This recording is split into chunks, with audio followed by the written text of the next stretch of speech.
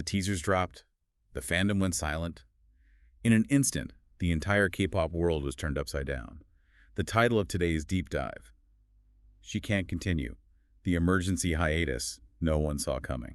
Yeah, I mean, it is basically the headline every stan just dreads seeing on their timeline. But the deeply unsettling truth here is that the warning signs, they were kind of flashing right in front of us for months. Right. Well, welcome to StarScope K-Report, the deep dive where we ride the global Hallyu wave, uncovering the biggest K-pop comebacks, shocking industry controversies, and major K-drama updates. From, internet-breaking rumors to historic chart milestones, we really explore the absolute pulse of Korean entertainment.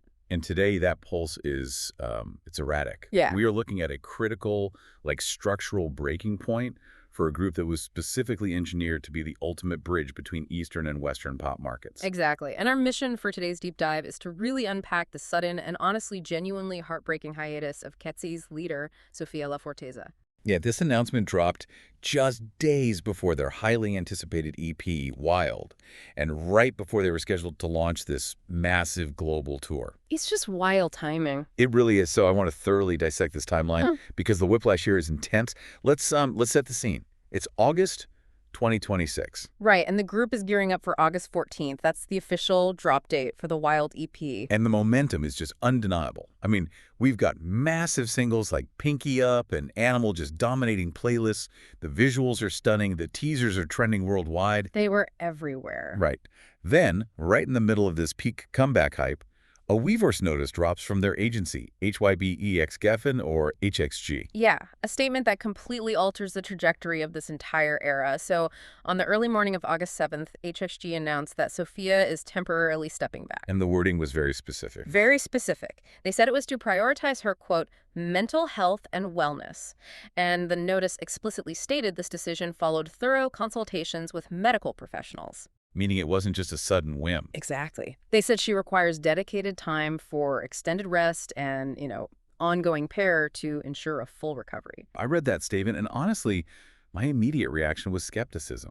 I mean, we are so accustomed to agencies leaning on that vague catch-all phrase like health issues when an idol vanishes from a promotional schedule. Oh, for sure. Health issues could mean literally anything in this industry. Right. So HXG explicitly citing mental health and wellness feels unprecedented for a label of this magnitude. I have to challenge the narrative here. Does this signal a genuine systemic shift in how the industry handles idol care? Or is this simply a modern PR shield deployed to cover up the inevitable consequences of a grueling, unsustainable schedule? That is exactly the debate fracturing K-Nuts and international fans right now, because you have a faction of the fandom praising the transparency. They see it as progress. Yeah, viewing it as a massive step forward in breaking the traditional taboo around mental health in Korean entertainment. But then a massive, very vocal portion of the fan base is pointing directly at the schedule itself as the catalyst. Because they've been working nonstop. Right. The EYEKONS immediately started connecting the dots. They noticed, hey, Sophia was missing from the Hinterland Music Festival back on July 30th. And at the time, the agency told everyone she was just recovering from a minor illness. Exactly, just a minor illness. But then she was noticeably absent from the August premiere of their own documentary, Katseye, Wild Hearts. Oh, wow. Yeah, missing your own documentary premiere is huge. Imagine a leader missing the premiere of a documentary chronicling the very formation of her group. I mean, during that press event, Lara told reporters Sophia wasn't feeling well, but, says hi. Says hi. Wow. The anxiety within the fandom must have been at a boiling point before the official hiatus was even announced. It was. Everyone was panicking. And then Sophia bypassed the traditional PR channels entirely and posted her own deeply personal message on her Instagram story. Yeah, that post was heartbreaking. It really didn't sound like the standard heavily curated agency apology where an idol just, begs for forgiveness for causing worry. Not at all. It felt a lot more vulnerable, like a firm boundary was finally being drawn. She wrote, "It truly breaks my heart to have to miss out on a lot. Making this decision wasn't easy, but I'm learning that health has to come first." You can just feel the sheer weight of her responsibility in those words. As the leader, she is the anchor for the entire group dynamic. Right. And the part that really stuck out to me was when she added, "I'm realizing that if I don't take care of my mind and body now, I won't be able to keep doing what I love the most for so long." Yeah, that line is heavy. It sounds like someone who realized They were on the brink of a permanent physical collapse. But wait till you hear what netizens uncovered about the real, agonizing physical toll behind this hiatus. Because that pristine wellness narrative from the agency, it fractures the second you look at the raw physical symptoms fans are pointing out on Reddit. It goes so much deeper than just being overworked. If we look closely at the fan reactions, specifically this massive Reddit mega thread that exploded post-announcement, we uncover the hidden layer of what Sophia was actively battling on stage. What did they find? So the icons traced the timeline back to her appearance on the Netflix podcast Therapuss. Oh, I saw clips of that. Yeah, so the episode just aired, but it was actually filmed back in June. And Sophia revealed something deeply alarming about navigating her neurodivergence in this hyper-scrutinized industry. She shared that her severe ADHD was causing massive insomnia, right? Like her mind was constantly racing. Exactly. It was preventing her from sleeping at all, and she admitted on the podcast she probably needed medical help. I want to pause here and ask you to explain this because I think a lot of people misunderstand ADHD. They associate it simply with like a lack of focus. So how does ADHD translate into severe insomnia and physical collapse? Well, it is a complete neurological hijacking. ADHD is fundamentally an issue with the brain's executive function. Which is what exactly? It's the system that regulates attention, impulses, and energy.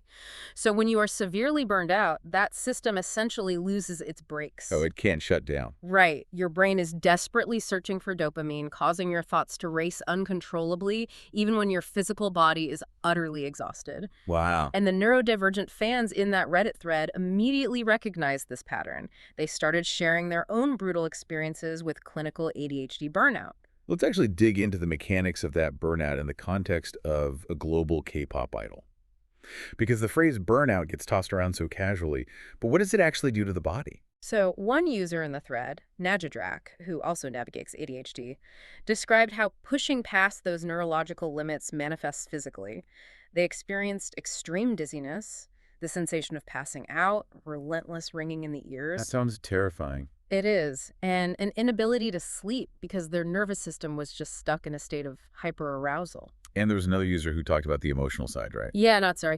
They broke down the psychological toll, specifically focusing on rejection sensitivity. Which is really common with ADHD. Very common. It's a debilitating facet of ADHD where perceived or real criticism triggers an intense, almost physical pain response. So navigating fandom hate, internal group dynamics, or just public scrutiny isn't just emotionally unpleasant. It triggers a disproportionate, massive nervous system response. Exactly. Combine that with the cognitive load of what Katseye is actually trying to do. I mean, they aren't just a standard group. They are an experimental crossover. They're carrying the weight of two different markets. Right. It's like they were trying to play a high-stakes game of chess, which requires silence and intense strategy.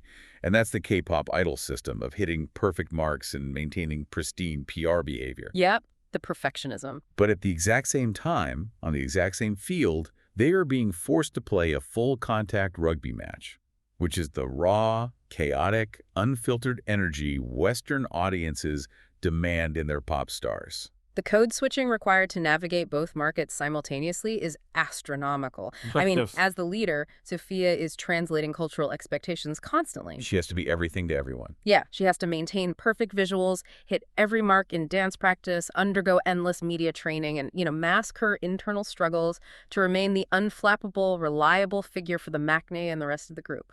Masking being the operative word there. It's like running a high-speed processor with 100 heavy applications open at once while the battery is entirely drained. That's a perfect way to describe it. Eventually, the whole system just forces a reboot. Yeah. You literally cannot keep the screen on anymore, no matter how much willpower you have. And with a looming deadline like a global tour, you push yourself even harder because the guilt of inconveniencing your group members is overwhelming. And you just keep pushing? You mask the executive dysfunction until the physical collapse is unavoidable. The body literally intervenes when the mind refuses to stop. If you love staying updated on your favorites and getting the real story behind the headlines just like this, make sure you're subscribed to StarScope K-Report. We've got even bigger scoops ahead. Because, as heavy as this situation with Sophia is, it's only half of the story. Yeah, unfortunately. The context surrounding this hiatus is what is truly sending the fandom into a spiral. The anger we're seeing online isn't just about Sophia's diagnosis. It is deeply rooted in a pattern. Because this is the second member of Katseye to vanish from the lineup this year. Right. It's the Manon curse, as some fans are calling it. Let's wind the clock back to February 2026. HYBE announced that Manon Bannerman, the Swiss member, was taking a temporary hiatus for her health and well-being. It is now August. 6 months later, we have zero updates on when or if Manon is returning. Zero updates. And the tragedy here is that Sophia was Manon's fiercest public defender. She always stood up for her. Always. Just in June, she told Allure magazine that it wasn't anyone's place to rush Manon's recovery, explicitly stating, the door is always open. So now the group is down to 4 active members: Laura, Daniela, Yunshe, and Megan. Knets and international fans are entirely fracturing over how HXG is handling this. Yeah, you have one faction represented by Reddit users like numerous host 547 who are actually appreciating the agency's timeline with Sophia. Because they gave a time frame this time. Right. HXG explicitly stated they would reassess Sophia's condition in September and provide an update. That is a stark contrast to the radio silence regarding Manon. They see this as a positive evolution in management transparency.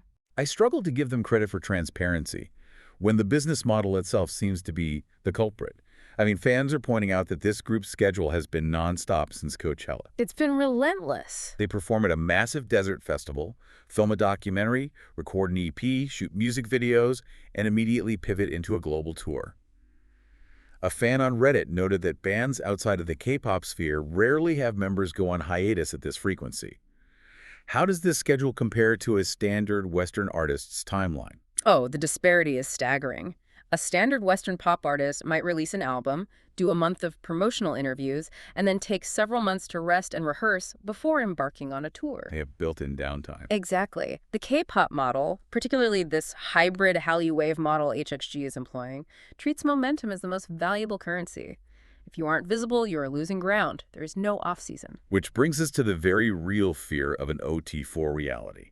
Fans are terrified they are going to have to accept a 4-member group for the foreseeable future, especially with the European leg of their tour looming. The anxiety is so high. And if you step outside of the dedicated fandom spaces and look at general pop culture blogs, the commentary is brutal. I was looking at That Grape Juice comment section, and it was a toxic wasteland. Oh, the internet trolls are having a field day. Yeah. They're claiming the agency is just eliminating members left and right. It's so disrespectful. It is. You have people mocking the group's stamina, with commenters saying things like, when TLC, Destiny's Child, and the Spice Girls were working hard in the 90s, this generation is a joke. That comparison is incredibly flawed, and frankly, it's just unfair. The sheer volume of content a modern idol produces in a week. TikToks, Weverse Lives, behind-the-scenes vlogs, brand deals, fan calls. It surpasses what a 90s pop group did in a month. Oh, absolutely. The Spice Girls weren't under 2047 high-definition social media surveillance, where a single tired facial expression becomes a viral controversy. The parasocial relationship is engineered to be infinitely tighter now. The emotional labor required to constantly feed that connection, to always be on for the fans across multiple platforms, it drains an artist in ways we didn't even have vocabulary for in the 90s. Let's lay out the grim reality of the schedule these remaining 4 girls are staring down right now. We have the EP Wild dropping mid-August. Right around the corner. Then on August 29th, they play the Daisy Chain Fields Festival with Olivia Rodrigo.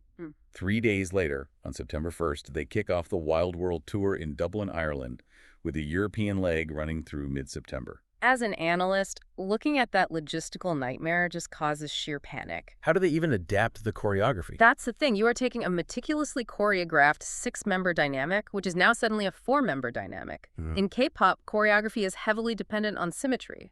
6 members provide a balanced formation. And 4 members completely changes the center position. Exactly. The line distribution, the stage blocking, the media interviews, the mathematical weight of the entire operation has shifted entirely onto 4 sets of shoulders with virtually no time to adapt. And fans. Fans are already spotting red flags.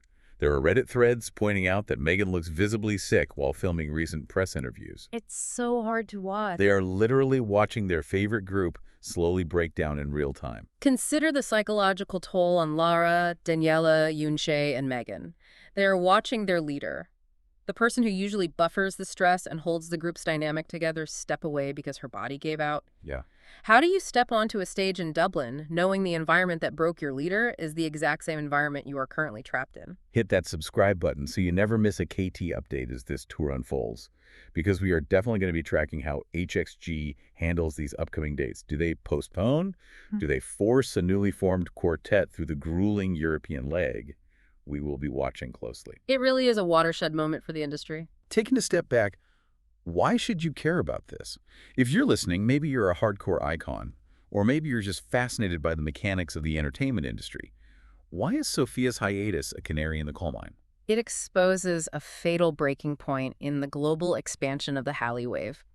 Historically, K-pop groups focused heavily on Eastern markets and, dipped their toes into the West with occasional tours. Right. But groups like Katseye are engineered from the ground up to dominate both spheres simultaneously. They have members from the US, South Korea, Switzerland, the Philippines. They are built to be everywhere, to appeal to everyone. But the human body isn't designed to be everywhere at once. The shifting time zones, the constant cultural code switching, the pressure to meet the rigorous performance standards of K-pop, while simultaneously navigating the relentless personality-driven media circuits of Western pop. It's too much. It is literally short-circuiting these artists. The human nervous system has a hard biological limit. Which leaves us with a terrifying new angle to consider. If the most resilient leaders in K-pop are physically shutting down under the pressure to dominate both Eastern and Western markets simultaneously, will the industry be forced to unionize? Or are these grueling survival of the fittest schedules just the permanent hidden cost of global stardom? It really forces us to ask if the very humanity that makes us connect with these artists is slowly becoming a liability to the business model itself. You've been listening to StarScope K-Report, where Eric and Minji bring you the stories shaping K-pop, K-dramas, and the global Hallyu wave. Thanks for tuning in, and don't forget to subscribe for more stories that keep the stars shining.